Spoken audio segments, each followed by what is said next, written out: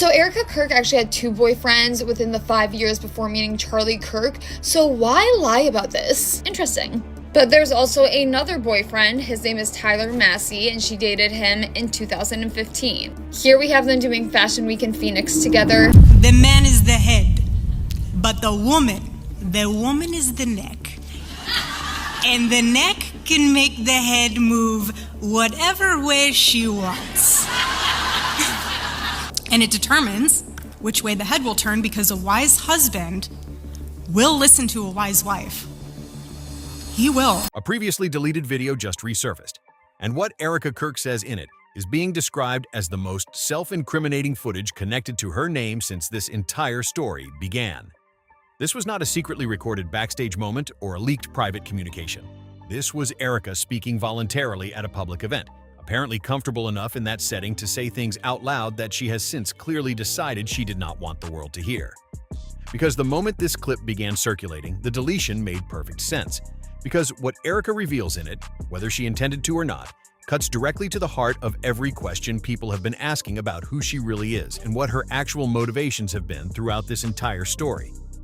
The footage comes from the 2021 Good Things Women's Conference in California, a public speaking appearance where Erika was presumably intending to present the polished and carefully managed version of herself that she has maintained across her public profile. But something slipped, and what slipped was significant. When the topic of Charlie came up, instead of the warm and loving language that a genuinely devoted wife would naturally reach for when describing the person she married, Erika casually joked that she had upgraded her last name. That phrasing landed immediately with viewers in a way that Erika clearly did not anticipate. Because I upgraded my last name is not the language of love or partnership or genuine connection. It is the language of a transaction. And it is the language of someone evaluating a relationship through the lens of what it delivered in terms of status and social positioning, and then congratulating themselves on having made a good acquisition. Erika Kirk. I am married to the unbelievable husband of mine, Charles Kirk. Charlie. So last time I was here, I was a Franzwe. Now I upgraded my last name to a Kirk. But the upgrade comment was only the opening. Because Erika then went on to discuss her relationships before Charlie, and she used a word to describe them that has become the centerpiece of every subsequent conversation about this footage. She called them transactional, her own word delivered voluntarily in a public setting, describing the framework through which she engaged with the men in her life before Charlie. But now consider what that admission means when placed against the image Erika has spent years constructing. A conservative Christian woman of deep faith and traditional values who was patiently waiting for God to send her a worthy partner. A woman who was so committed to living properly that she was not even dating during the 5 years before she met Charlie. That image and the word transactional cannot coexist honestly, and Erika chose the word herself. Then came the head and neck metaphor, and this is the moment in the video where Erika's own body language became the story. She reached for an analogy drawn from popular culture, the idea that in a marriage, the husband may be the head, but the wife is the neck, and the neck controls which direction the head turns. On its own, this is a metaphor that plenty of people have used in conversation without sinister intent, an acknowledgement that influence within a partnership flows in both directions. But watch what happens the moment Erika finishes delivering it. She visibly registers that she has just publicly admitted to a specific and deliberate interest in controlling her husband's direction, and the panic that crosses her face as she attempts to walk it back and reframe what she just said is more revealing than the original statement. People who say things innocently do not panic when they realize what they said. People who accidentally said something true do panic, because they know exactly what they revealed. And this footage needs to be understood in the full context of who Erika has already been documented to be. Because this is not a woman whose credibility deserves the benefit of the doubt when she claims her words were taken out of context. When I was living in New York, the types of relationships that I would have that were work-related were very transactional. In LA, it was like, hey, nice to meet you, but what are you going to do for me? One yes closer to being on the silver screen, like... Erika already told the world she had not dated seriously for 5 years before meeting Charlie. That claim collapsed completely under the weight of documented photographic and video evidence that the internet located and preserved despite every effort to remove it. And what that evidence revealed was not simply that she had dated, it was that she had dated extensively, strategically, and across a remarkably diverse range of high-profile men during exactly the period she claimed to have been waiting quietly at home. But the full picture of Erika's documented relationship history during those 5 years is extraordinary in its breadth and its specific character. She dated basketball player Josh Harrelson, with photos and documented evidence of the relationship. She was linked to Survivor star Joe Lum, with photographs showing what looks unmistakably like a couple rather than casual acquaintances. There are videos of Erika and Joe together that include footage of her handling a rifle while he stands alongside her, a detail that has generated its own commentary given everything else that has emerged. She reportedly had a connection with Tyler Strange from the band Emerson Drive after appearing in one of their music videos. And she was publicly linked to former professional baseball player Joseph Tyler Massey, a relationship documented through couples' photo shoots, magazine interviews, and Erika's own public description of him as her incredible boyfriend. One of my favorite movies is My Big Fat Greek Wedding. And so there's a point in the movie where the mom and the daughter are talking about this one moment before she's about to get married, and she's trying to convince the father to do something that he does not want to do. The mom, she's like, don't worry. She's like, the man is the head, but the woman is the neck. And the neck can make the head move whatever way she wants. And then, of course, there is Cabot Phillips, the man she was in a confirmed and publicly documented relationship with in 2017, who was simultaneously one of Charlie Kirk's closest professional colleagues and personal friends. Meanwhile, directly contradicting her claim about not drinking alcohol during this period, footage has resurfaced showing Erika at social events in New York City in 2016, visibly present in party environments during the exact time frame she publicly described as one of personal restraint and quiet devotion. The woman she told the world she was during those 5 years and the woman the documented evidence shows her to have been during those 5 years are two completely different people. And when someone is willing to construct and maintain a false identity of that scope and that consistency across that many years, the question of what else they have been willing to construct and maintain false narratives about becomes not just relevant, but urgent. The trajectory that Erika's relationship history traces is not random or organic. It has a specific and identifiable shape. We're very transactional. Nice to meet you, do business, go on. Each relationship she entered carried access to something significant: entertainment industry connections, athletic social circles, political networks, public visibility, and it was through Tyler Bauer, her longtime political connection, who has been identified across multiple independent investigations as a central figure in orchestrating her introduction to Charlie, that she finally transitioned from the entertainment and athletic worlds into the conservative political ecosystem where Charlie Kirk operated. Tyler introduced her to political circles, facilitated her entry into the spaces where Charlie moved, and by her own admission and his own public statements, played a direct and hands-on role in managing the early stages of her relationship with Charlie. The man who describes her as a family friend was coaching Charlie on how to pursue her before their first date. And Charlie was categorically different from every man Erika had previously been documented with. And that difference is something that people examining this pattern have consistently noted. And I just was like, exactly. Because if you picture the physical body, and it's not meant to be manipulative. Some people are like, oh, I'll move the head wherever I want because I'm going to manipulate my husband. That has nothing to do with it. If you picture the physical body, you can't move your head without your neck. You can't. Your head is supported by your whole body.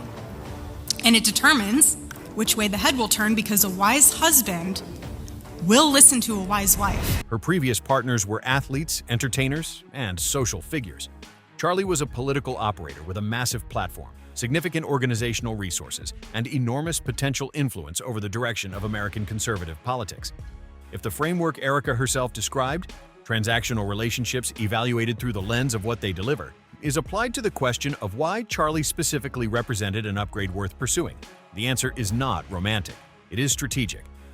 And if someone outside of Erika made that strategic calculation and facilitated her introduction to Charlie for reasons connected to their own interests, the upgrade was not just personal, it was operational, which leads directly to the most devastating and most consequential part of this entire video revelation: the question of what Erika has conspicuously and consistently refused to engage with since Charlie's death.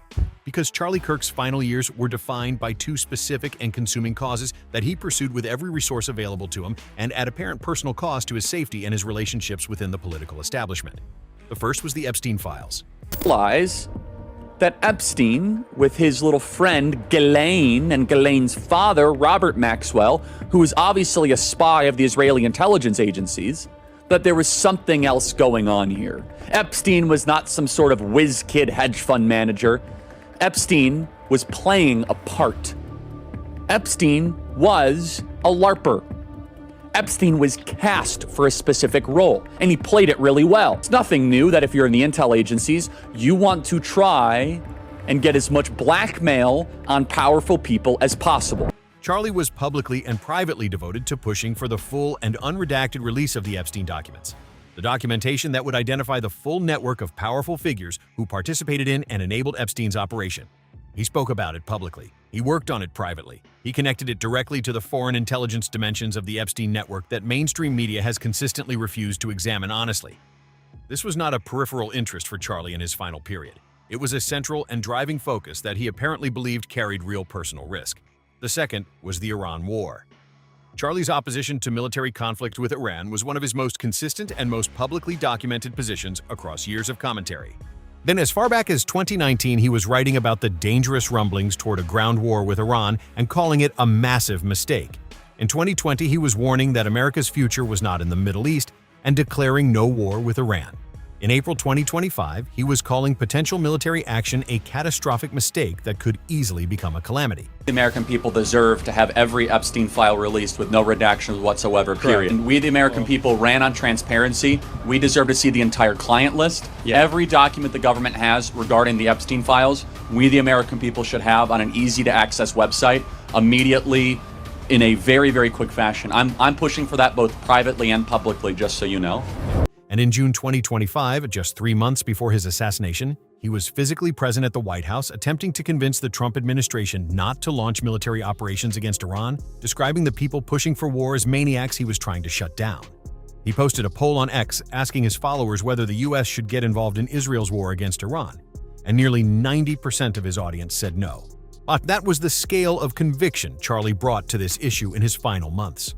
Charlie Kirk, in his last years, was fighting hard against two things: the suppression of the Epstein network documentation and the march toward war with Iran. And then Charlie was killed. And in the period since his death, only approximately 2% of the Epstein files have been released. The vast majority of the documentation Charlie was fighting to make public remains suppressed. And the war with Iran that Charlie spent years warning against and personally lobbied against in his final weeks? The neoconservatives whose agenda he was fighting got exactly what they wanted. And he writes, right there with you, Charlie, we have to shut these maniacs down. Not only is the Republic depending on it, but the citizens of Israel are too. And Charlie said, thank you, I totally agree. Brett said, and by the way, I think the president needs us to keep the pressure on. The neocons are very vocal and admittedly powerful, but the public does not want war, especially not to be dragged into one by a belligerent Israeli regime. Charlie responds and says, I know, we need to do better. I'm doing all I can. Truly, I was in the White House all day fighting for America. Same tomorrow. Okay? These were Charlie's perspectives regarding the Iranian war. That is how Charlie felt about neocons. He felt like they were maniacs. Now look at what Erika has done with the platform and the organization that Charlie built. The platform she claims to be maintaining in faithful dedication to his legacy. But she has not touched the Epstein files. Not a statement, not a push, not a reference to the cause Charlie apparently considered important enough to accept personal risk over. She has not engaged meaningfully with the Iran war question that Charlie devoted his final public months to opposing with everything he had. The two issues that defined Charlie's final years and that he was actively pursuing at the time of his death. The issues that the people who watched him most closely believe were directly connected to the circumstances of that death are the precise issues that the woman claiming to carry his legacy has chosen to completely ignore. And then remember where Erika worked before stepping into Charlie's orbit, a real estate firm with documented connections to the Epstein network. And then remember who she was photographed with in comfortable and familiar interaction during the period she was building her relationship with Charlie, a member of the Netanyahu family. And then remember what Charlie's private texts described, feeling bullied and threatened by Israeli donor networks to the point where he was declaring his intention to leave the pro-Israel cause entirely. And then remember what Erika did in public after Charlie was killed, broke down in genuine visible tears while defending Israel in a moment observers described as the first authentic emotional response they had witnessed from her since his death. Erika said it herself in a conference room in California in 2021. Her relationships have been transactional. She said she was the neck controlling which direction the head turns. Manishi joked about upgrading her last name. These were not words extracted from context or interpreted uncharitably. They were her own voluntary public statements about how she approaches the relationships in her life and what she gets from them. If Charlie was the head and Erika was the neck, and if the direction Erika was steering that head served interests that Charlie himself was privately identifying as threatening and dangerous, then the question that sits at the center of everything is the one nobody with the power to answer it has been willing to address honestly. Who was Erika Kirk really working for while she was being Charlie Kirk's neck? And did Charlie start to find out, in those final days when he slept in his child's room and left his house without saying goodbye, exactly what kind of neck she had always been